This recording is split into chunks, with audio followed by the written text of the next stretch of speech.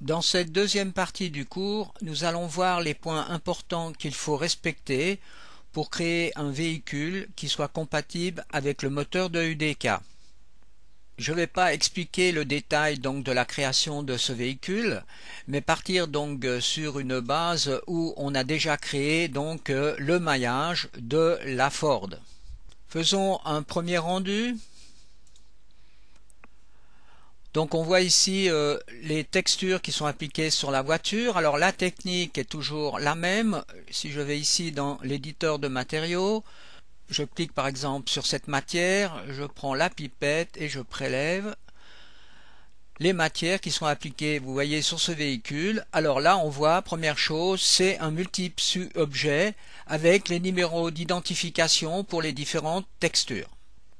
Alors je vais donc rendre invisible le maillage du véhicule, je le sélectionne, je vais à cet endroit et je fais cacher la partie sélectionnée. Donc là vous voyez que nous avons ce que l'on appelle des bones qui sont extrêmement importants, car c'est ces bones qui vont nous permettre que le véhicule va fonctionner correctement dans le moteur de UDK.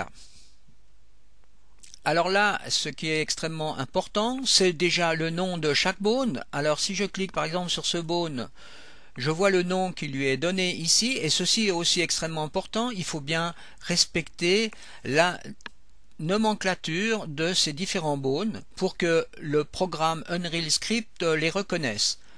Donc nous allons revenir en détail sur ces différents bones.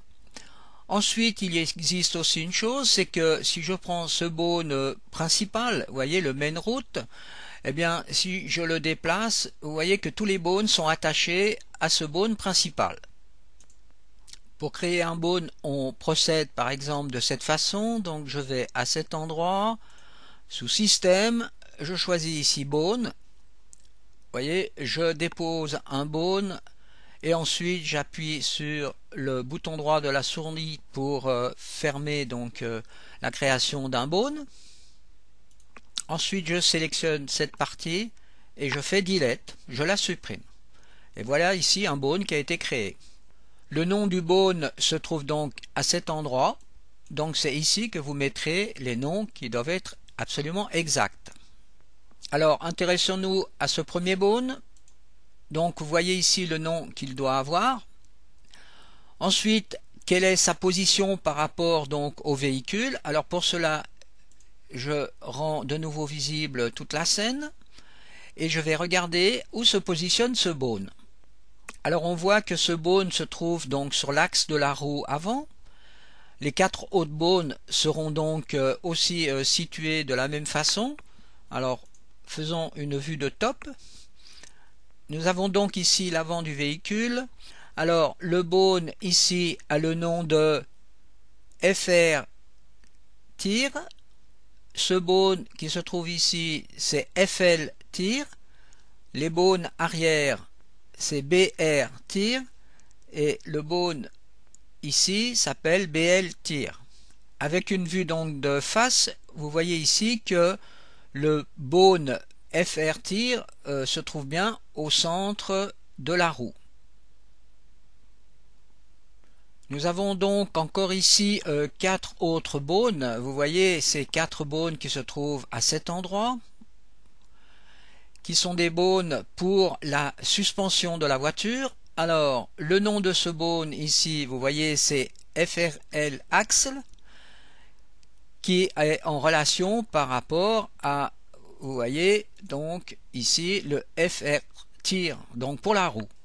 On voit mieux ici donc en vue de dessus la position donc de ce nouveau bone qui se trouve justement sur la suspension de cette voiture.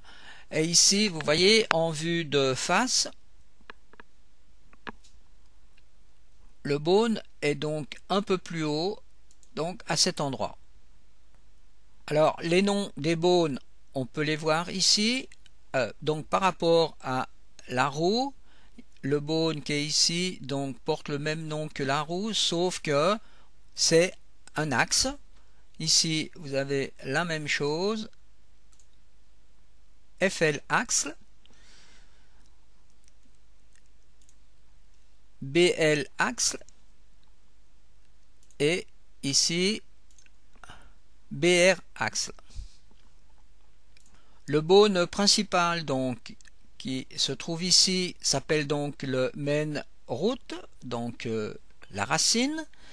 Ensuite, vous voyez que ce bone se trouve donc en XY0, donc par rapport à ce point ici, et à une certaine hauteur qui correspond à peu près au milieu de la carrosserie de la voiture. Vous voyez, à peu près à cet endroit. Je change le système de vue ici sous local pour voir la direction que prend les axes des différents bones. Alors si je sélectionne ce bone là, on voit donc les axes ici.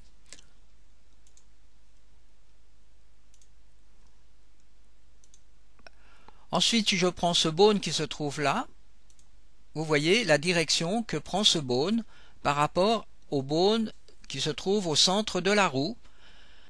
Le bone qui est ici est contraint à regarder sur le bone de la roue centrale. Alors comment on peut contraindre un bone? Eh bien tout simplement comme ceci. Alors je fais ici par exemple un clone de ce bone. On copie, ok.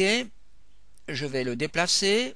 Et maintenant si je veux par exemple contraindre ce bone sur ce bone là, eh bien je vais à cet endroit, je fais contraindre, look at contraint. Donc je regarde, vous voyez, vous avez donc ici une ligne et il suffit de sélectionner ce bone pour que vous voyez, vous êtes contraint à le regarder dans cette direction. Donc on fait une contrainte sur ces différents bones. On doit maintenant encore créer une hiérarchie. Alors pour cela, je sélectionne ces 4 bones qui se trouvent ici. Je clique ici sur l'icône lien et vous voyez, je peux faire un lien sur le bone main root, donc le bone central. Je fais la même chose avec les 4 bones arrière.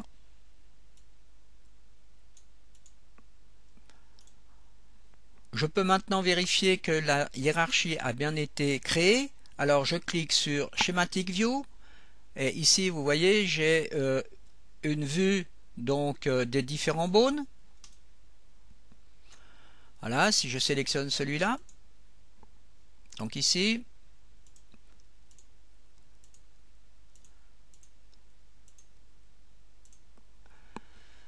donc là, on voit carrément que les liens ont bien été créés. On doit maintenant relier le maillage du véhicule à ces différents bones. Alors pour cela, on sélectionne le maillage et on choisit un modificateur skin ou un modificateur peau dans la liste. Voilà, skin. On doit maintenant rajouter donc tous les bones dans ce modificateur. Donc je clique ici sur le bouton Add Bone et je sélectionne donc tous les bones.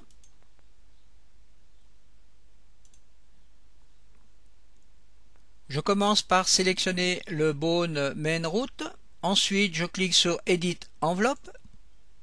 Alors là, vous voyez donc l'enveloppe du bone.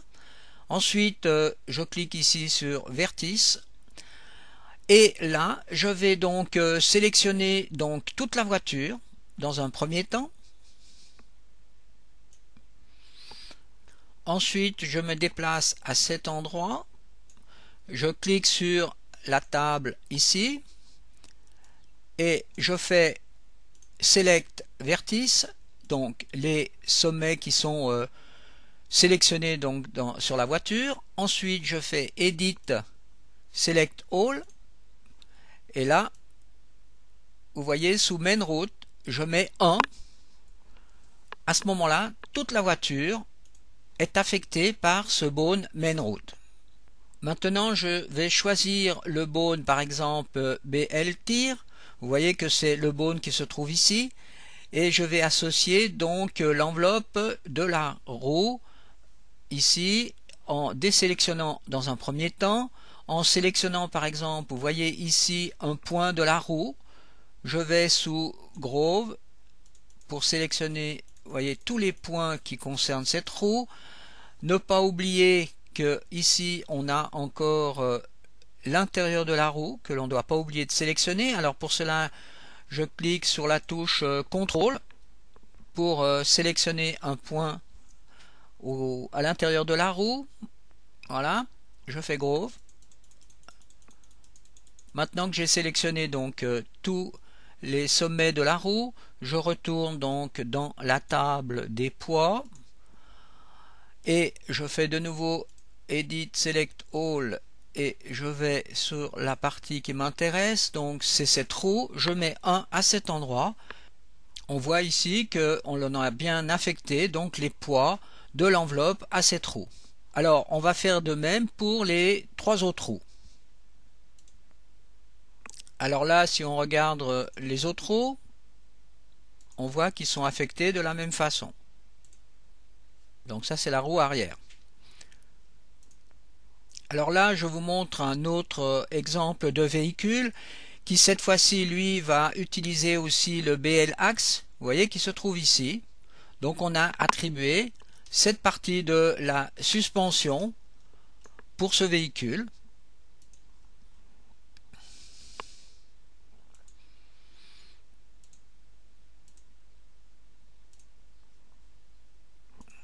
Maintenant que le véhicule est créé, il va falloir l'exporter pour pouvoir l'utiliser dans le moteur de UDK. Alors je vais ici, Export,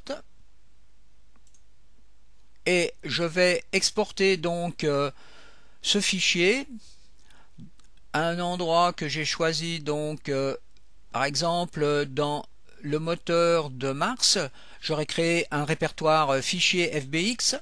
Et là, je vais donner un nom donc à ce fichier. Je vais appeler ça Ford Tutorial. Je fais Save.